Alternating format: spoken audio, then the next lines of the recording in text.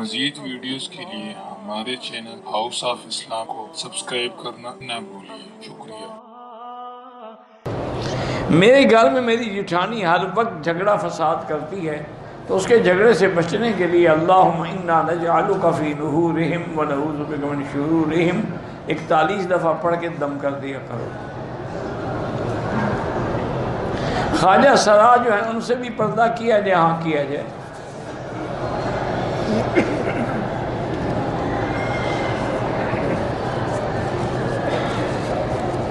یہ دیکھو نا کہ ان میں بھی اچھے بھی ہوتے ہیں، ان میں برے بھی ہوتے ہیں، تو بچنے کی کوشش کرنی چاہیے۔ عورت کو تو عورت کے آگے بھی اپنا بدن نہیں کھولنا چاہیے، پردہ کرنا چاہیے۔ فجر کے بعد اپنی جگہ بیٹھے رہیں، لیکن اگر حرم میں ہیں تو شروع کر دیا، یا درس میں چلے گئے، کوئی بات، مسجد سے نہ نکلیں اور دنیاوی بات نہ کریں۔ پھر 2 رکعت اشراق پڑھیں یا 2 پڑھیں، پھر 2 اور پڑھ لیں تو 1 عمرے کا ثواب ملتا ہے۔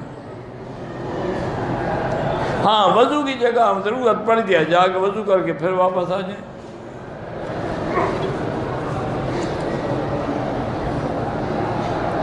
ایک شخص کی چھوٹی عمر میں اپنی بھابھی کے ساتھ ناجائز تعلقات تھے، بالغ ہو گیا، توبہ کرو، کسی کو بتانے کی کیا ضرورت ہے؟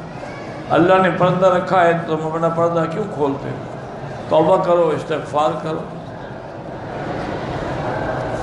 مسجد حرام ہو یا مسجد نبی ہو، یہاں جتنے بڑے بڑے مشائخ اور ائمہ کرام ہیں، یہ سب امام احمد بن حنبل رحمۃ اللہ علیہ کی فقہی مسائل میں تقلید فرماتے ہیں۔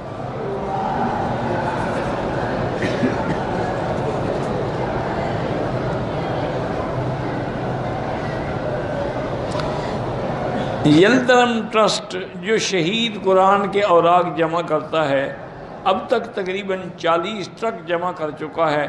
آپ اچھا کر رہے ہیں، قرآن پاک کی حرمت اور عزت کا احساس کر رہے ہیں، اچھی بات ہے۔ ان کو سمندر میں یا کسی دریا میں پھر کسی چیز سے باندھ کے دریا برد کر دیے جائیں، بڑی اچھی بات ہے۔ اللہ آپ کی محنت قبول کرے۔